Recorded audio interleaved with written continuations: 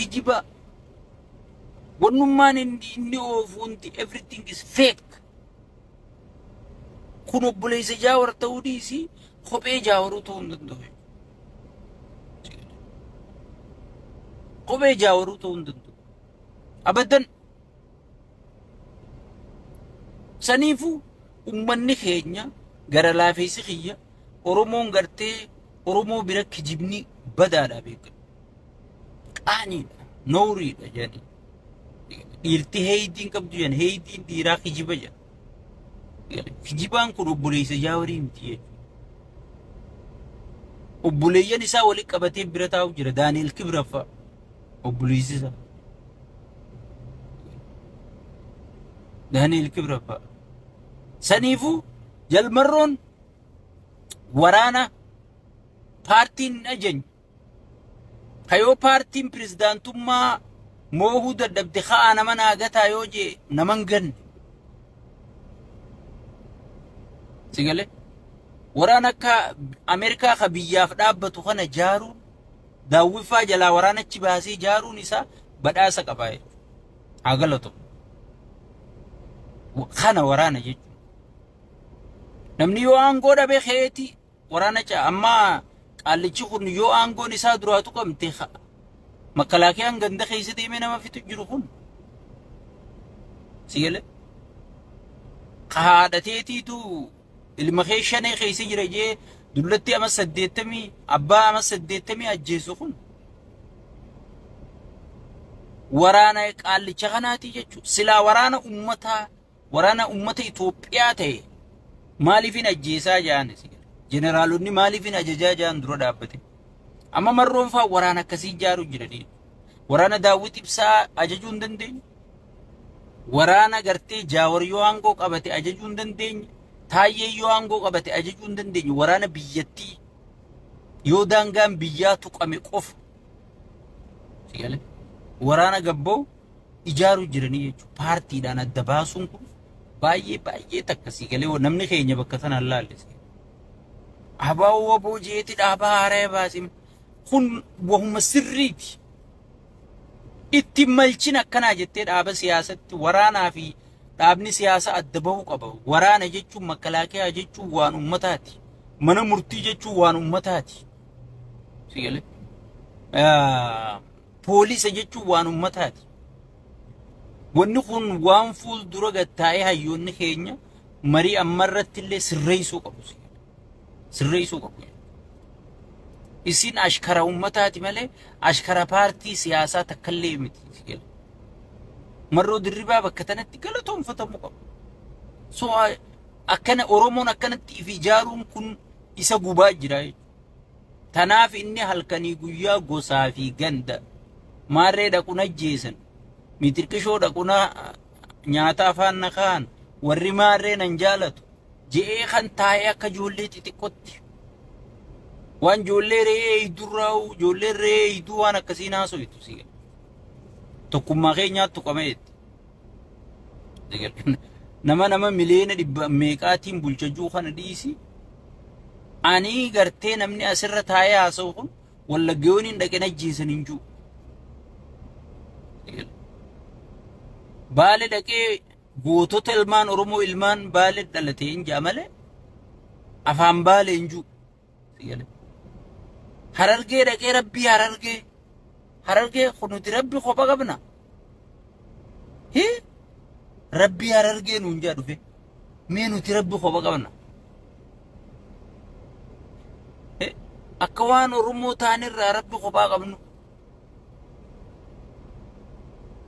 barabbar wanni namichi kun haasa'u ture yoo teessee gallallaa sigale gaafa kaan roobaan isinii roobuu deemaa nuti rabbii kadhachuu dhiifne kaa eessa roobdee boomma ture kunoo shawaa kaabaa rooba deengaddaanii bonni dhufnaan bonni boorana dhufee qabnaa aboo rabbiichi rooba sannuu roobi booranaa roobi eessa jira roobni rabbii walafaan nu kaaye namaa walafaan nu kaaye hay namichi kun akka ummanu godhuu deemaan naa galuu deema farqataan gaa harargee dhaqee rabbii harargee jedha akka waan harargee rabbi kophaa qabdu hay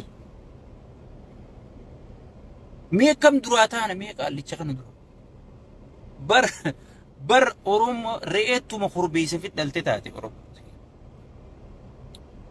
Kurbeessi kun bar haadhuma eegala dura uggii hububsaa eegale haadhuma hirriiba dhorkaa bara. Oromoon ilma kiyya jettee fuutee kana bineensa jeedala gogaa wanni uffatti. Fuutee Oromummaa qabee boo gichise. Daafee ilmaa jechuun kana. Bakka irraa biqilee nyaata si galee dura. Bar waraabessi alaa kun ollaa kanaa bar waan nyaatu bakka galu tanaa waan nyaatu deemee ganda biroo dhaqee waan nyaatu. Waraabessi bar bineensi alaa. Bar kun dura wanni inni eegale Oromuma eegale.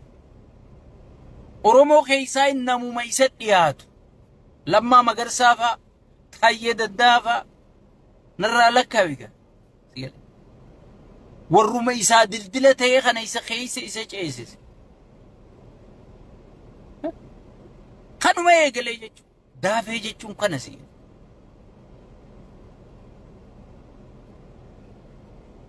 Saniifuu ummanni keenya dogoggortanii maarree Oromooti, mootummaa Oromooti, mitirqishoo Oromooti wanni jaamu hin jirtu.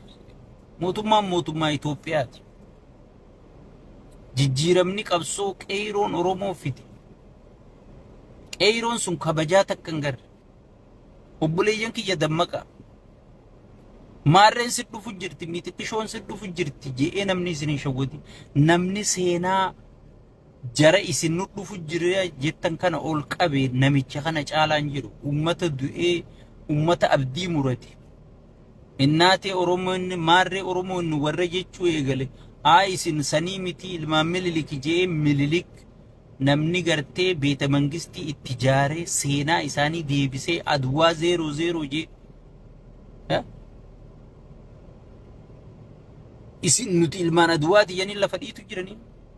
Qeeroon sun dagatamtee haati qeeroo sun dagatamtee amma michiyyoo qeeroo takka intala takka michoo Harargeessan sadaqaatti kadhachuu jiranii miidiyaan rabban. Jijjiirama kana fiduuf miillisii akkas ta'e.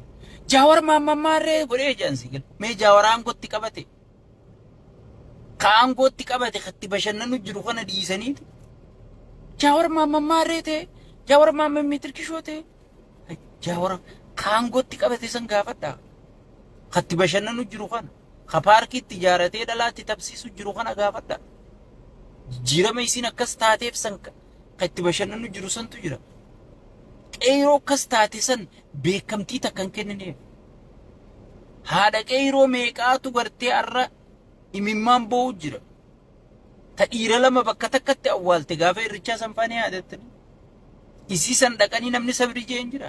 Arra waan isin keessi jirtu namni beeku jira. Tigale. Inni Minilik siif haarsa kuno. Minilik du'aa kaaseeti haasa'u goosisee ilma kiyyasii kabakkana buu.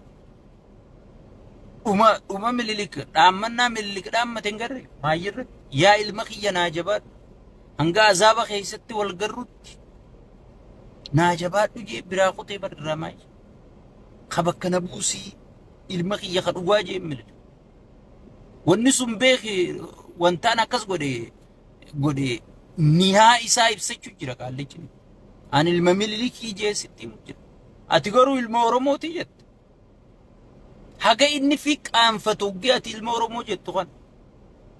Afaan jimaa fi farshoon adda si fuute kana bantee uggee ati asirraa ilma Oromooti qaallicha kanaan jee haga inni fi qaanfatu osoo beeyte. Lammada deebitee ilma Oromootiin jettu. Haga inni rabbi afaan si haa qabu siin. Yoo carraa harkatees biroo maaltu na deeggarii jee mana hidhaa si geesse. Haga inni Oromoo tuffatu. Haga inni si ilma isaati ilma keenya juu kana si qaanfatu jiru. Viidiyoo tana wayi Daani'el Kibrafaan harkanii jee yaaddu. Saniifuu nama Oromoon boonaadha. Oromoon qushaasha akka haallicha kana gaddeebee qushaashni kun ilma Oromoo jaamee sigalee wanni itti Oromoon ittiin dhaadatu maal ittiin dhaadatu hin jirtu jechuudha. Nuti bineensi dhufee yoo gaafii Oromoo nu deebise daangaa Oromiyaa nu kabachiise jireenya ummata keenya waxxaree jiru kanarraa nu laaffise. Beeki jireenya addunyaa guuturraa qaala'e Ameerikaa jireenyi qaala'e siin jaa. Chech Ameerikaa jireenya kamtu qaala'e yoo jireenya olii qamaalla'ini mindaan kee jala ol siiqa. Sigale Ameerikaa fi biyya kadhattu duna walitti kompeer godhuuf. Sigale Itoophiyaa mindaan ichuma ta'a hiraan manaa ol deema. Gaazni ol deema. Mindaan kee humna kudha dibara. Shiroo takkitti nyaachuudhaaf. Amma fakkeenya namni 8,000 fudhatu. Nama 800 mindaa fudhatu jira. Xibsii takkitti nyaachuuf qarshii 600 700. Mindaa baatiitii yeroo takka qofa nyaata jechuudha. Sigale. Mindaan kee ichuma ta'a gatiin garuu waa bittu ol deemti jechuudha. Itoophiyaa malee dhageenye biyya kana. Yoommoo barsiisonni mindaan adabala doktorri mindaan adabala jee walgahii maayikii fudhate egaa beekaan itti haasawse. Sanuu bar warra dhugaan gaafii gaafate sanii miti. Warra gartee bakka buutu isaa kan keessa filate kana doktoroota hojii mareedhe maarree hojii mareedhe. An ummata biyyattii saniitis yeroo takka konfiis na godhani sigale. Inni walgahii goonaan ganaa mana jechaan.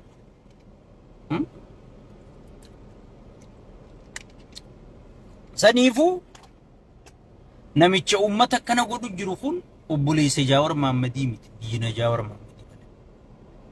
Obboleessa kiyyallee miti diina kiyya malee anillee. Sigale warra na wajji qabsaa'u turre obboleeyyan kiyyaa jechuudha. Warra dhugaa Oromootiif qabsaa'utu obboleeyyan kiyyaa jechuudha.